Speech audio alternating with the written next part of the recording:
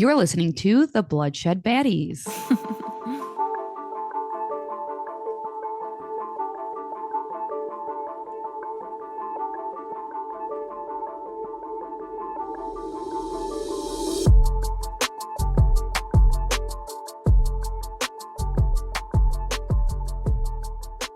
Hi, I'm Lex. And I'm Sam. And I'm Katherine Schweit. And we are the Bloodshed Baddies. All right, Baddies, we're so excited for this episode today because we have such an amazing guest with us, Katherine Schweit. Katherine is a Michigan native like we are and has such an incredible background. Woo-woo! She was an FBI specialist, agent executive, a prosecutor, a journalist. She's now a writer, professor, security consultant, and podcaster. So, Katherine, welcome. Welcome. Thank you. Thank you. That just means I can't hold down a job. So I think that's what it's telling to you. me like you've had a pretty awesome life so far. Yes. Can you expand on your background a little bit and tell us like how you got to where you are? Sure. Since you're from Michigan, I was born in Detroit and raised in Jackson. So mostly okay. Jackson. My dad got, a job that moved him from Detroit to Jackson. So I went out to Jackson and became a middle of the mitten person. And so when I grew up, it was a kind of a small town, small town feel. And I went to Michigan State University, a couple of years Go at a junior green. college. Yeah, go white. Woo! Yeah, couple of years at Michigan State. See my drinking glass. Oh, love Yes. Detroit Tigers. Yeah. So I had a opportunity to go to Michigan State. I was working my whole life. I was just going to be a journalist. So I started working out of college. I didn't even go to my graduation. June 6th, I remember, was the graduation day, but it was my first day of work. And I went to work at a newspaper. And I had been working at a newspaper all the way through college. So I was like, that's what I'm going to do for the rest of my life. So it didn't exactly work that way, but that's how it started out. And then I worked in Chicago. I took a job as a journalist in Chicago, and pretty much there, part of a work as a newspaper writer is you have to interview a lot of people. And I used to interview and cover city council meetings and county township board meetings. And I always felt like the lawyers were just kind of thinking I was stupid, so they were kind of lying to me. And so I thought, well, I'll just do what a lot of journalists do. I'll just go to law school. Heck So me and everybody else, we all went to law school, right? And so I went to law school, but while I was in law school, a judge offered me a job clerking for $10,000 more than I was getting paid at the time. Oh my so gosh. I know it was like a fortune to me. So I'm like, okay, I'm going. So I left and I went into the prosecutor's office, and it was great. I loved being in the prosecutor's office. I loved working with the justice that I worked for, but she passed away. And so she passed away when I was clerking with her. I went to the prosecutor's office while I was there. My cousin, who was an FBI agent, had lunch with my sister, talked her into getting me to apply because he thought the lawyers were something the FBI was looking for. So I kind of applied on a willy-nilly, and they called and said, we want to interview you, come in. So it was kind of backdoor, and I ended up in the FBI for 20 years. That's wow, incredible. That's so cool. Yeah, it's just like, it just happens. You look back at it and you go, how did that even happen? I think I just kept taking a step forward. That was kind of my thought, is you don't really know where you're going, but just keep going forward. I think that was the biggest thing. And I've had so much fun doing it. That's awesome. And I know you've written books before, but your most recent book you've published this year is Women Who Talk to the Dead. Yes, right there. I got a copy of it to show you. I'm so proud of it. Cool. This is just like 2 weeks ago. I mean, it was just released. Women Who Talk to the Dead, and there's been so much buzz about it. I'm so excited. It sounds so amazing. Yeah, I have 100 family members, and one of my sisters who lives in Michigan called, and she's like, I finished your book last night. It's so amazing. Yeah, so it's the true story of 200 forgotten murder victims and the relentless pursuit of justice by the FBI agent and Detroit police detective. So what made you go in that route? Because I know your other books were about mass shooting. My other books, really, when I was in the FBI, my last 5 years in the FBI, as an agent, agents do whatever they're assigned, right? So I I did bank robberies and terrorism cases. I was the terrorist supervisor in Wisconsin when the 9/11, when the planes hit and Oh my 9/11. So I gosh. was their terrorism supervisor. And you do white collar stuff and fraudsters, and you help. And most importantly, you try to help out local law enforcement because, the FBI, federal agencies, we have better, more expansive resources. So an example of that would be that when there was a shooting at Sandy Hook Elementary School, that terrible shooting, all those children were killed in Connecticut. That was in December of 2012. And when that shooting occurred, the FBI responded along with many other law enforcement agencies. And President Obama was the president at the time. He asked Mr. Biden, his vice president, to put together a team to work with his office to see what we knew about these kind of shootings and what we could do to, help the state and locals who were the ones responding, who were the ones impacted, right? The state and local police, but also schools and parents and cities and towns, and so the federal government isn't the one it's not their building and their people getting hit, right? So our job has always been, when I was in the FBI, was always to look how you can help out, locally. And, that's what I had done during 9/11 as a terrorism supervisor. So what happened is that, 5 years before I was scheduled to retire, because they kind of kick you out after a certain time, I got pulled from what I was working on to be the FBI's lead for mass shootings. And, I guess like I was walking down the hallway the wrong way in headquarters or something. Sometimes we call it voluntold. And so I was kind of voluntold. And so I became really the FBI's expert in mass shootings and school shootings and active shooters. And then eventually, one of the nation's and one of the world's experts in it, just because that's all I've done since 2012. When I retired, the FBI, you do have to leave at a certain age and time. And so I had to leave in 2017. But then thought I'd go back to writing, and I started to write this book. And I was constantly getting called to, every time a shooting happened, news was calling, or, companies were calling, asking for advice, or universities and county, state officials. And so my book agent at the time said, why don't you just write all that stuff in your head down in a book, and then you won't have to think about it again. So I did that. That's what this book is. That's the first book. Wow. It was called Stop the Killing: How to End the Mass Shooting Crisis. And I wrote that book, and what it did is it prompted more people to call, which was really not the plan.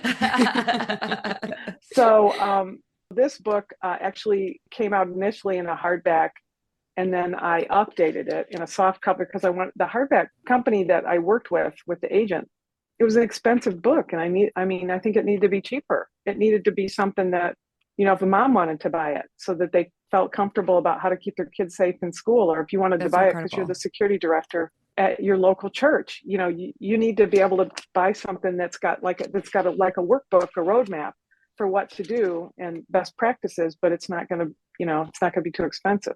So I published it myself and then kind of went from there. So that's pretty much all I do now is, give advice and counsel on security matters, and hopefully help the cause. And I've seen changes, but that's maybe for another conversation. I've seen the improvements. It's hard for other people to see the improvement, but we've made vast improvements since Sandy Hook. Wow, that's so incredible. That's amazing. Mass shootings, it's in my head. It's all I do, mass shootings. So let's talk about this new book. Yeah, I'd love to. It is really a book of kind of a crime of passion, my own passion, right? To do this book. It is a book called Women. If you're fortunate enough to be seeing this instead of just listening to it, it is called Women Who Talk to Dead. And on the front cover is a picture of two women, Leslie Larsen, the blonde, and the dark-haired person, Shannon Jones. And Leslie Larsen is an FBI agent, and Shannon Jones is a Detroit police detective. And Leslie, when I worked as a terrorism supervisor in Milwaukee, in the Milwaukee, Wisconsin office, Leslie was a young kid in college, and she was finishing college, She came to the FBI and took a job sorting mail and emptying trash cans because she wanted to be an FBI agent. And she Wow. had a plan. And she had a plan since she was very young, which I actually put in the book because I was so inspired by her. And so I worked with her when she was very young. And as her career progressed, she would often call me. And eventually I came to become, her mentor through the years. And so even in the latest years of my career, when she had moved through and become a crime scene expert, she's one of the top, forensics people in the FBI when it comes to crime scene management and evidence collection. She manages one of the three largest, busiest teams of the evidence recovery teams, the ERTs, evidence response teams, they call them, but they collect the DNA, they collect bones, they collect footprints, they collect, you name it, something in a search scene. They do all of that. They look for people who are missing. In Michigan, they look for Jimmy Hoffa. Oh, As you wow. know, she's the lead on the team that's looking for Jimmy Hoffa whenever they get a tip. That's amazing. So Leslie called me one day many years ago and said she was having trouble trying to work through some things, and what did I think? And she started to tell me this story of what she was working on and what Detroit police had asked them to do. And the end of the story is when she told me the story of what they were thinking of doing, I was gobsmacked about how amazing it was and how I thought they couldn't possibly do it. I didn't tell her that. And um, I was just very ambitious. And so I followed with her while she talked about it and through the years as she worked on it. And eventually I came into Detroit to document what turned out to be this book, Women Who Talk to the Dead. And it's a story about the FBI and the Detroit Police Department deciding that they are going to dig up 200 unidentified murder victims in order to get the DNA from their bones because they were Wow. all buried without names. They're all paupers, no idea who they are, no DNA to look up. So Wow. it, it's a pretty amazing story. Even when I know it, I think it's a pretty amazing story. That is That had so to be incredible. so meaningful for all of their families. Yeah, I think that it's one thing that's significant is the I think as an investigator, and I worked before I came into the FBI, I was a prosecutor. Your victims come into your courtroom and they come there because they're so aggrieved. They've lost a son or they've lost a mother, and they advocate for that person who they've lost. But this is a story where the only people advocating for these identified murder victims were law enforcement officers who said, we're not going to forget these people that are in the ground already, that are in paper files of unidentified dead murder victims. And they said, law enforcement said, we're going after these people and we're going to reconnect them with families.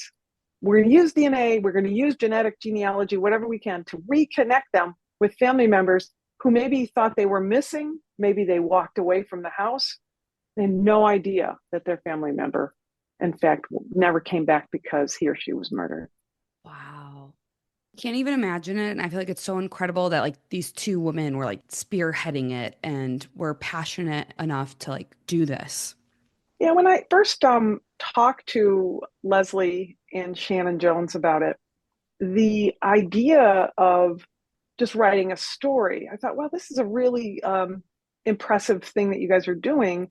I didn't realize that it would take 5 years of going back to the cemetery, 5 years of going back to dig up graves, 5 years of finding people who would volunteer their time to bring food and water, 5 years of looking for the equipment and the funding to be able to get to purchasing tents so they could put them up and so they could work in them, 5 years of having police officers, county sheriff's deputies come out and help with traffic and lifting things, lifting caskets out. Detroit Edison brought over excavators. And so I was out there at the cemetery and I really wanted to convey through the book how much work it took just to do this. Because I think a lot of times we see a story about one person who's identified through DNA, and I don't know that we necessarily know how that came to be. That's why I wanted to write this book. I think that we hear the stories in the news when somebody says, oh, DNA has matched this person, and now we're solving this missing person case or this murder. But how did you get the DNA? This book tells you how they got it, what the hurdles were. And, you mentioned the two women. When I first started to interview Leslie and Shannon, every time I talked to them, I'd say, well, who else should I talk to? And they would give me another name, and it would be another female. And eventually I'd loop back around for more interviews. I'm like, is everybody doing this a woman? Well, no, there's some guys there, but basically our prosecutor's a female, our Emmy's a female, our forensic anthropologists are female. Yeah, I guess a lot of females. That was kind of it was the reflection. That is so amazing. I tried to share that as I wrote it too, about kind of how that came about and the personalities of these individuals. So it was kind of fun, a tough book to write, but fun. I feel like too with like shows like CSI and NCIS, the DNA collection and testing, they make it look so easy. You don't. Yeah, to the layperson, you're like, oh, they just grabbed this little blood speck and ran it through a machine and found out who it was. So I think it's so great that you're like bringing light to like how much work this is actually involved in this and what it actually is like.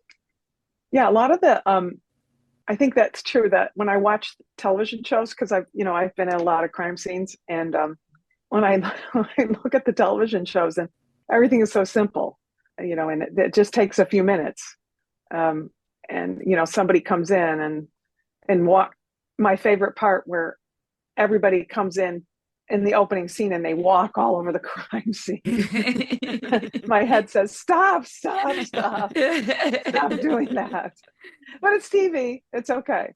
It's TV. It's okay. But it is a challenge. And I think that one of the things I wanted to do in the book was, I love people who are interested in the true crime aspects of it, and who want to read the mysteries and want to solve crimes. And so, the book certainly talks about some of the victims by name and the murders and who they think did them and things like that. But there'll be more to come. There's still, these are live cases. Like, there's still a lot of cases open. As they continue to get the DNA results back. They're continuing to work the cases. And I think a lot of times people who watch true crime, read true crime, are fascinated by the mystery and solving the mystery. They don't sometimes even know how they can help and what it takes to get to where. So part of what I put into the book was, here's who and how you can kind of help, so they can be involved and they have a better understanding of how cases come together. It will help anybody who likes true crime understand the other true crime books they're reading, or the podcasts they're watching, or the television shows or the movies. Which is so incredibly helpful. Cool. Yeah. Yes. And then you mentioned that you said that this was like ongoing, right? They're open cases. So can we possibly expect a second book from you with more on this topic? Nobody's ever asked me that before. I'm sorry. But maybe so, because I think it's important to tell the stories of the victims and their families as they like to have them told. And so I am going to be keeping track of the cases that the Detroit Police Department and the others, Shannon Jones, who is with DPD, initially started Detroit cases, but the burials were in Wayne County cemeteries. So eventually she decided that any outstanding murder case in Wayne County, even if it wasn't in her own city, they would make sure to dig up the bones for it. That's amazing. Shannon's amazing. I especially feel like, Detroit gets this bad rep, and they've had these money issues over the years. And for something like this, that does take so much time and resources to be able to happen, is such, like, I think it just shows how Detroit, that we're fighters. The cities are fighters. Woo. I agree. I agree. It's definitely, I'm a little bit older than you guys, just a little bit, a lot, but No. I, but I remember, Detroit in different ways. And also my parents were both born in Detroit.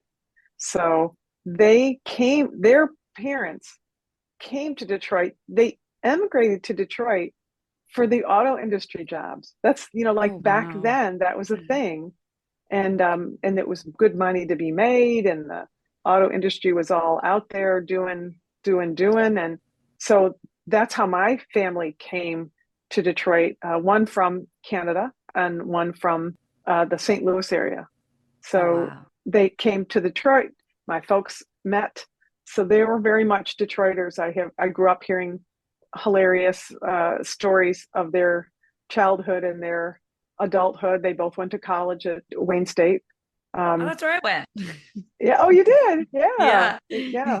Belle Isle, stories about Belle Isle, photographs. I have these lovely pictures of my folks, just what you would expect because they were a lot older. Black and white pictures of a car pulled up at Belle Isle with the back trunk open and a blanket on the ground, and these women in kind of, nice cotton dresses, but appropriate length, sitting on the blanket, and the men with jackets and ties and stuff, just very old fashioned. And, Mm. so I have really, Detroit means a lot to me. And I thought that was, for me, that's the other part of it is I grew up in a state and I was from a town that people would say, oh, Detroit. And I live on the East Coast now near Washington, D.C., which is where I transferred when I became an executive. And I heard those things and I wanted people to understand how cool Michigan is and how cool Detroit is, and how tough the people in Michigan are. Yes. Yeah. How Detroiters don't give up and Michiganders don't give up.